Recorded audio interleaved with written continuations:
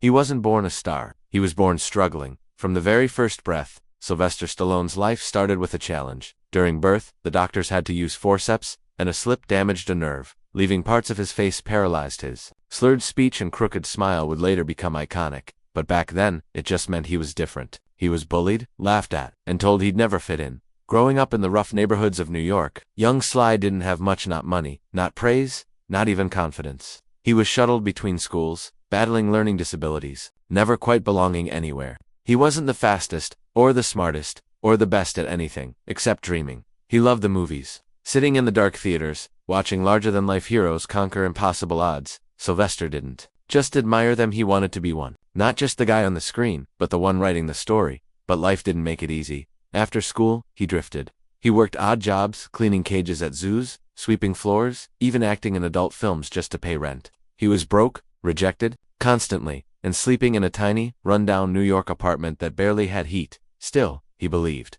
Every day, he'd write pages and pages of ideas, scripts, scene stories where underdogs rose, where pain was fuel, and heart was everything. But Hollywood wasn't interested. Casting directors took one look at his slurred speech and unique face and showed him the door. "You'll never be a leading man," they said. "You don't have the look, you don't have the voice." He was crushed, but he never stopped. He worked on a typewriter with 2 fingers because that's all he knew. He typed in the dark with gloves on because the power was often shut off. And yet, word by word, he created something that would change his life. One night, he watched a boxing match, Muhammad Ali versus Chuck Wepner. Everyone expected Wepner to go down in minutes, but he didn't. He kept fighting, bleeding, falling, but always getting back up. That image sparked something in Stallone's soul. A script started to form in his head. He wrote Rocky in just over 3 days. A story about a nobody boxer with no shot, who gets a chance to fight the world champion. Not to win, but to last. To prove to himself that he mattered. It wasn't just a story. It was his story. He took the script to every producer he could find, and finally, someone wanted it. They read it, saw its raw power, and offered him $125,000. On the spot, it was life-changing money for a man who had nothing. A man who couldn't even feed himself properly. A man who had just sold his best friend his dog for $40. Because he couldn't afford to buy food for either of them. But there was one condition. He couldn't play Rocky. They wanted to buy the script and cast a real actor, someone famous, someone marketable. Stallone refused. He needed to play Rocky, not for ego, but because no one else could feel what he felt. No one else was Rocky. They came back with a higher offer. $250,000. He still said no. He was broke, hungry, desperate, but he wouldn't sell out his dream. Finally, the studio relented. They gave him a tiny budget, barely enough to make the movie, and allowed him to play the lead. It was a risk. Everyone thought it would flop. When filming began, Stallone walked onto set with a borrowed coat and holes in his shoes. But he had everything he needed: belief, heart, and a story that came from the soul. And before filming even wrapped, he tracked down the man who had bought his dog. He stood outside a liquor store for days, waiting to see him. When he finally did, he offered to buy the dog back for $100. The man refused. Stallone offered more. The man still refused. Eventually, he paid $15,000 to get his dog back. The same dog who would later appear in Rocky, because some things are more valuable than money. When Rocky was released, no one was ready for what it became. Audiences cried, cheered, stood on their feet in theaters. Rocky didn't win the fight, but he won their hearts. The film that no one believed in earned over $200 million. It won Best Picture at the Academy Awards, and the man everyone said would never make it became a symbol of never giving up. Success changes things, but not always the way people expect. After Rocky exploded into a global phenomenon, Sylvester Stallone became a household name overnight. From sleeping in a tiny apartment and begging to buy back his dog, to standing on stage, holding an Oscar for Best Picture, it was the dream he clung to when everything else was falling apart. But success isn't the end of struggle. Sometimes, it's the beginning of a different kind.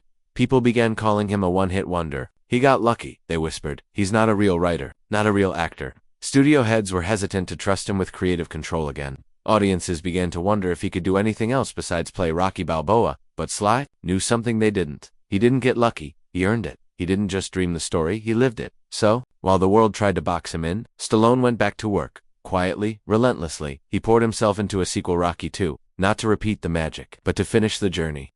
To show that perseverance wasn't a one-time thing, it was a way of life. He directed it himself, wrote it, starred in it, and once again, the world cheered.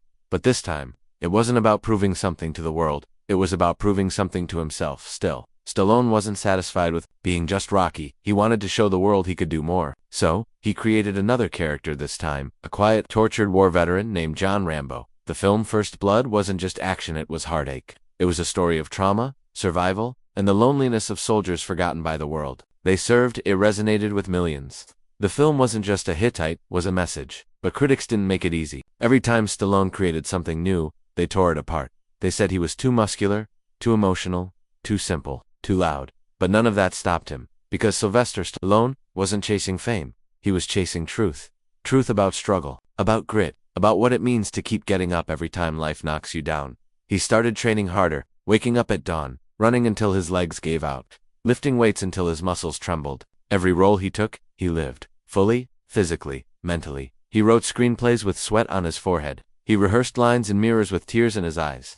He watched his own films over and over, not out of vanity, but to improve, to refine, to grow. But behind the scenes, the pressure built. Fame brought money, but also stress, expectations, isolation, and sometimes fear. He had family struggles, personal battles. Not every film was a hit. Not every risk worked. He created films like Cobra, Over the Top, Lock Up. Some worked, some flopped. And every time a film bombed, the headlines pounced. Stallone's done. His glory days are over. Was he ever really that good? The same people who once called him an underdog hero now mocked him. But here's what Stallone never did. He never quit. He didn't let failure become a full stop. He treated it like a comma. He doubled down on his strengths. He leaned into what he knew.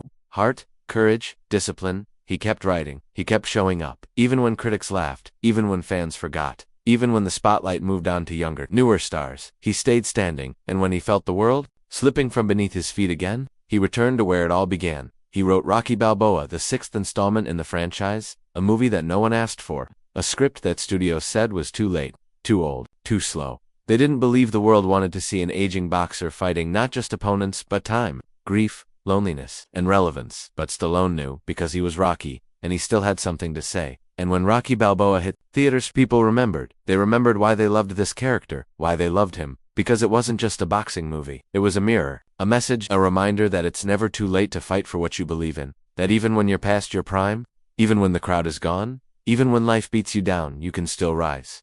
That you are never truly finished until you decide to stay down. That success isn't given. It's earned again and again. And Stallone was still earning it.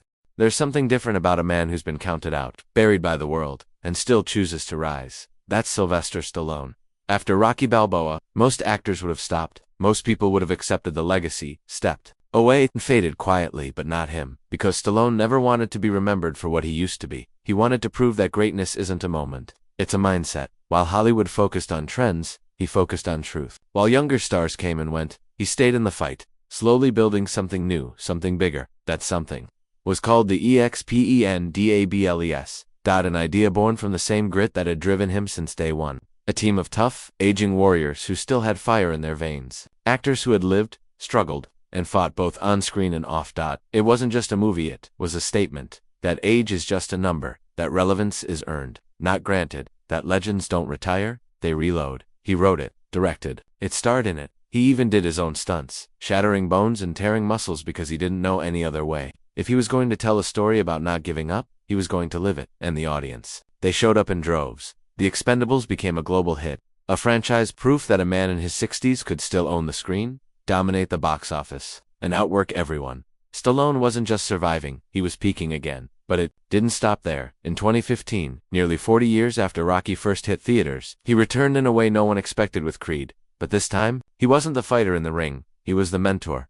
The man who had been alone in that cold apartment, who had sold his dog for scraps, was now playing a father figure to a new generation both on screen and off. And he didn't write this time, he didn't direct, he stepped back. And that was the most powerful move of all, because true strength isn't always charging forward, it's knowing when to lift others up. Creed wasn't just a success, it was a masterpiece. Stallone's performance was raw, vulnerable, and breathtaking. No longer the invincible underdog, Rocky was older, slower, and battling something even harder than opponents in the ring. Cancer, loneliness, mortality, and yet, still standing, still fighting. For that role, he received his first Academy Award nomination for acting in 40 years.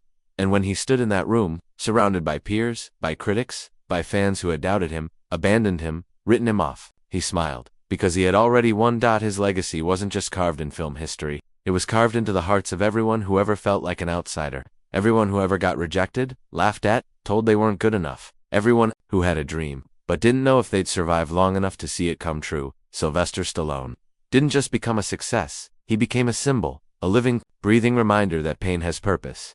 That failure is not the end. It's part of the beginning. That the things that make you different can become the things that make you great. And now, decades later, he's still working, still writing, still lifting weights at dawn and pouring his soul into every word, every role, every breath. He didn't quit when he was hungry. He didn't quit when he was rich. He didn't quit when he was doubted. Because the truth is, Sylvester Stallone never needed to play a hero. He was one. Not the kind that wears a cape, but the kind that wears scars, the kind that bleeds, cries, breaks and still shows up the next day because he knows something most people forget. Every great story starts with someone the world didn't believe in, and sometimes the greatest comeback is simply refusing to stay down.